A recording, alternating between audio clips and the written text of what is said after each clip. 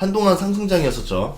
증시는 속일 수 있어도 환율은 속이기 어려운데요. 환율과 증시가 동시에 가는 게 가장 좋은 모습입니다. 그런데 달러 인덱스를 보면은 위기가 지나갔다라는 거를 알 수 있어요. 작년에는 급격하게 금리 인상이 있었기 때문에 달러 인덱스가 급등했어요. 그러면서 증시가 급락했습니다. 그러다가 작년 10월 말쯤에 영국 연기금 파산 위기가 몰려왔죠. 공포의 끝이 온 거예요. 실리콘밸리뱅크 파산이 작은 공포였었죠. 포가 올 때마다 튀어오르는 모습을 보여줘요. 그리고 나서 다시 가라앉는다라는 거는 위기가 해제가 됐다, 이렇게 볼 수 있거든요. 금리 인상은 진행 중이지만 시장에서는 이제 끝에 가깝다라고 생각을 하는 거죠. 저렴해진 자산들을 저가에 담으려는 움직임을 보여주고 있습니다. S&P 500이랑 달러 인덱스를 보면은 원래 이렇게 증시와 달러 인덱스가 반대로 움직인다는 걸 알 수 있습니다. 달러 인덱스가 하락하면서 증시도 상승을 하는 거죠. 지금 작년 8월 반등장 고점 부근까지 와 있는데 이때 급락한 공포가 있기 때문에 증시가 여기서부터 조금 힘들어하죠. 추가 상승을 못하고 버거워하는 모습을 보여줍니다. 작년 8월을 뚫고 올라가면은 이제 본격적인 상승장이다라고 언론에서 뉴스가 나오지 않을까, 이렇게 예상을 해보고요. 돌발 악재만 나오지 않는다라 그러면은 상승장이 될 거라고 생각을 해요. 안정적인 상승장은 아니고 지표들은 되게 혼재돼 있어요. 나쁜 것들도 있고 좋은 것들도 있는 상태인데 그냥 그런 것들을 다 무시하고 증시가 상승되는 모순된 상승장이 나올 때도 있거든요. 그러니까 오토바이를 타고 도로를 달리는 거죠. 그러니까 멀리서 봤을 때는 저거 너무 위험한데 저러다 탈라지 라고 볼 수도 있지만 뭐 아무 일 없이 쭉 갈 수도 있습니다. 그리고 경제는 원래 안정되는 듯 하다가 위기가 오고 또 해결되고를 반복해요. 이상한점 하나는 환율이었거든요. 증시가 오르는데 환율도 오르는 기이한 일이 벌어지고 있습니다. 달러 인덱스를 보면은 이해가 되는데 우리나라 환율을 보면은 조금 이해가 안 되는 모습을 보여주고 있죠. 일시적으로는 이럴 수가 있는데 3개월 추세가 이렇게 된다? 이건 굉장히 이례적인 겁니다. 증시가 오르고 달러 인덱스는 빠지고 원화 가치가 하락한다. 그러면 외국인들은 한국 주식을 안 사고 있을까요? 그렇지도 않아요. 외국인들이 한국 주식 선물을 3개월로 보면은 13,000 계약 매수했고 한 달로 보면 23,000 계약을 매수했습니다. 코스피는 3개월 동안 4조 6천억을 순매수했고 1개월 동안은 2조 1천억 원을 순매수했습니다. 외국인들은 주식을 또 삽니다. 그러면서 환율이 올라가요. 되게 아이러니하죠. 가장 우려했던 증시 쪽 문제는 아닌 거로 보고 있습니다. 어떤 이들은 전 세계가 다 비슷한 거다, 걱정하지 말라, 이렇게 말도 하는데 그런 게 아니라서 지금 걱정이 되는 거거든요. 한국은행 블로그 자료를 보면은 한국이 2월 환율 변화율이 1위입니다.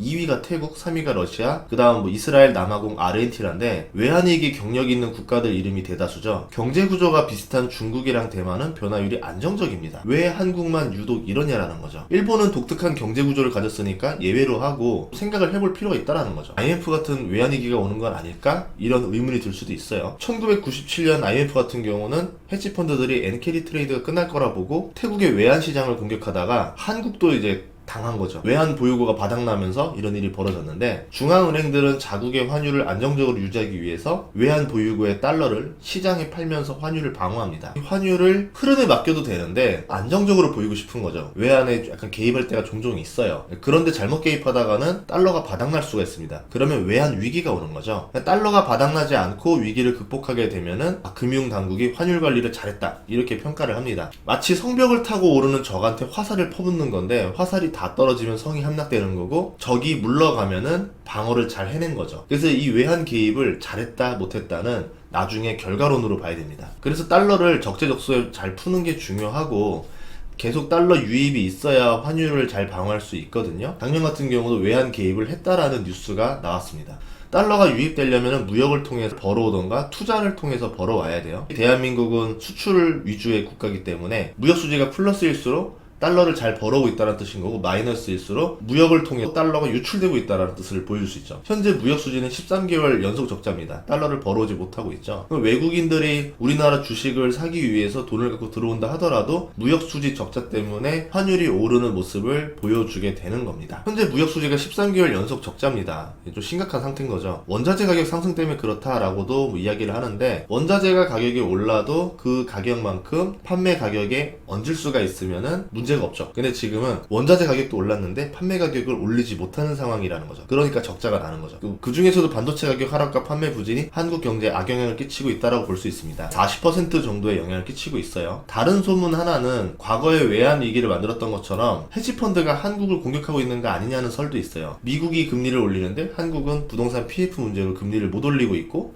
환율이 치솟는 걸 막을 수 없다. 그래서 헤지펀드들의 먹잇감이 된 상태다. 이런 말도 있는데, 외환 보유고를 보면은 한국의 외환 보유고는 환율에 비해서 튼튼한 상태라고 볼 수 있습니다. 물론 현금보다는 미국채를 많이 보유하고 있어요. 미국채를 팔아서 달러로 바꾸면은 채권 평가에 손실이 나겠죠? 하지만 큰 위기 없이 지금을 넘어가게 되면은 채권 만기까지 보유할 수가 있습니다. 그러면 채권 손실은 발생하지가 않아요. 만약에 헤지펀드 공격이 거세지면은 금리 인상 대신에 미국채를 매도하고 채권 손실을 볼 가능성도 있겠죠. 이 위기가 만약에 진짜였다라 그러면 외국인들이 한국 증시를 매수하고 있는 것도 말이 안 됩니다. 또 반도체 업황이 돌아오면은 무역 수지는 흑자로 바뀔 겁니다. 그럼 헤지펀드는 큰 손실을 입을 수도 있겠죠. 다른 이유는 한국이 미국의 영향을 받기도 하지만 중국의 영향을 받는다라는 점도 생각해서 여러 나라의 환율을 한번 보도록 할게요. 지금의 환율은 국가별로 각자 다른 길을 가고 있는 상태입니다. 이렇게 따로 움직이는 것도 굉장히 이례적인데요. 유로화 가치는 계속 상승 중이고 달러 가치는 급락 중입니다. 자금이 유럽으로 쏠려가고 있다는 거죠. 왜 그런지는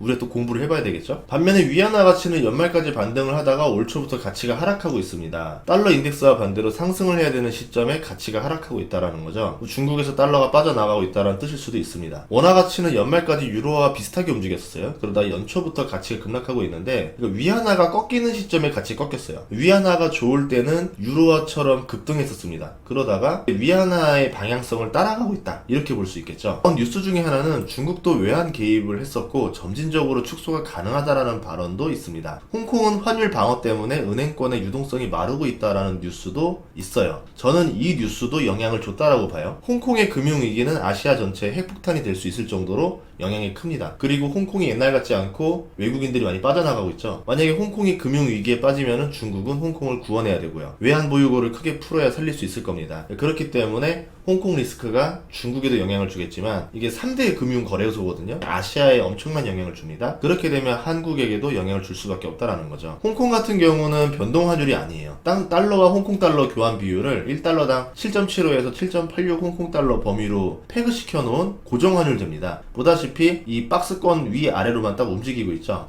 그래서 변동 환율보다 외환 보유고 방어가 훨씬 더 어렵습니다. 달러의 가치가 올라가면 홍콩 달러 가치가 감소하는데, 이 교환 비율을 유지하려면은 홍콩 통화청이 달러를 외환 시장에 매도해서 환율을 낮춰야 돼요. 기본적으로 연준의 금리와 홍콩의 금리를 연동시킵니다. 그런데 홍콩은 미국이 아니에요. 미국처럼 금리 인상을 저렇게 하면은 홍콩 내에서도 탈이 납니다. 과거에 잘 나가던 홍콩이 아니기 때문에 이 부동산 가격을 유지하는 게 쉽지가 않을 겁니다. 만약에 한국도 홍콩처럼 저렇게 금리를 미국이랑 똑같이 올려놨다? 그러면 부동산이 먼저 터져나갔겠죠. 기업들은 높은 대출 이자와 조달 금리로 사업이 어려워질 겁니다. 이 과정에서 모순이 생기는 거예요. 헤지펀드들은 한계에 다다른 홍콩을 건드려보고 싶지 않을까, 이렇게 생각을 해봤거든요. 이 표는 홍콩의 핫머니가 빠져나갈 때마다 홍콩 달러 가치가 급락하는 것을 볼 수 있습니다. 빌 에크먼 등 헤지펀드들이 지금 공격 중으로 알려져 있는데, 예전에도 핫머니가 빠져나갈 때마다 타격을 받는 모습을 보여주는 곳이 홍콩이었어요. 올해만 환율 방어를 위해서 7조 8천억 원을 썼습니다. 홍콩은 중앙은행이 없어서 시중은행인 HSBC나 스탠다드 차티드가 홍콩 달러를 발권하고 그만큼의 달러를 중앙은행 역할을 하는 홍콩 금융관리국에다 줍니다. 홍콩 금융관리국은 외환 보유액을 조절하는 방식으로 환율을 또 조절하는 거예요. 2021년 대비 시중은행의 현금 잔고 총액이 이제 90% 정도 감소했습니다. 남은 돈이 8조 3천억 원 수준까지 떨어졌어요. 2008년 금융위기 이후 최저치를 기록했습니다. 환 방어에 취약해졌다는 뜻이죠. 홍콩은 은행 간 1개월물 금리가 2.8%예요. 런던 은행 간 1개월물 금리인 리보 금리보다 2%가 낮아요. 홍콩에서 저금리로 돈을 빌려서 고금리에 투자하는 캐리 트레이드가 가능합니다. 환율도 고정이기 때문에 환 걱정 없이 홍콩에서 돈을 빌려서 미국 달러로 보내는 일이 가능하다라는 거죠. 과거에 한국도 엔캐리 트레이드 때문에 IMF 외환위기가 온 것처럼, 예를 들어서 홍콩 돈을 썼던 곳들은 다시 나중에 상환 압박에 걸리면서 리스크가 터질 수도 있다라는 거죠. 홍콩이 은행 간 금리를 올리면은 다시 홍콩 달러 매수가 증가합니다. 그렇게 되면은 위기를 극복할 수가 있겠지만, 홍콩도 부동산이라는 인질이 걸려 있기 때문에, 또 기업들이 빠져나가는 것을 막아야 된다라는 리스크가 있기 때문에 쉽지 않은 것들도 현실입니다. 참고로 홍콩은 부동산 가격이 비싸기로 유명한 곳인데요. 일반적인 소득으로 집을 사기가 어려운데 이 부동산 가격을 떠받쳐야 또 홍콩 경제가 유지가 됩니다. 그래서 빚을 내서 집을 살 수 있도록 좀 제도를 많이 완화해놨어요. 고소득자들이 많으니까 집값이 비싸도 대출이자 부담이 좀 덜했죠. 홍콩은 12억 이하 집 같은 경우는 LTV가 90%가 나옵니다. 대출 이자만 1년에 6천만 원이 넘게 나와요.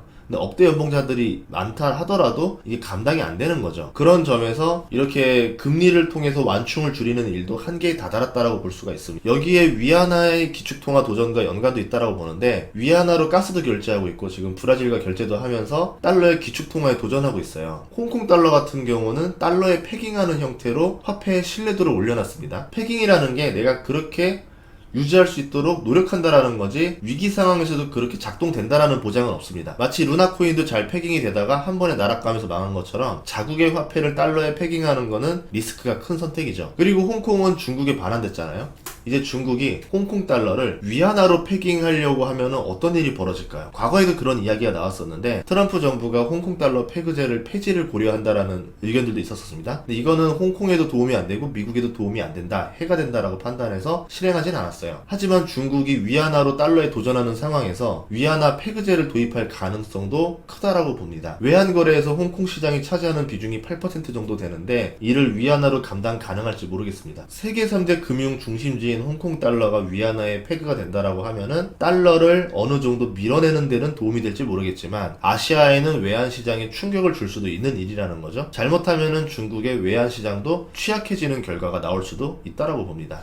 그래서 단순히 지금의 환율은 일반적인 흐름이 아니고 이상한 상황이다 라고 볼 수 있는 거죠. 여러 가지 이유들이 복합적이긴 하지만 국제 정세도 같이 해석을 하면은 좀 풀리지 않았던 의문들도 조금씩 풀리게 됩니다. 그래서 이런 것들을 찾아보시는 것도 도움이 될 것 같아요. 그리고 이거를 악재로도 볼 수가 있지만 오히려 실리콘밸리뱅크 사태처럼 연준이 금리를 더 못 올리게 되는 계기가 될 수도 있을 거라고 봐요. 주식은 새용짐합니다. 악재가 호재도 되기도 하니까 악재를 너무 부정적으로만 보지 말고 이게 오히려 긍정적인 작용도 하지 않을까라고 생각하는 연습도 필요합니다. 다음 시간에도 좋은 정보로 찾아뵙겠습니다. 구독과 좋아요, 알림 설정 부탁드릴게요. 고맙습니다.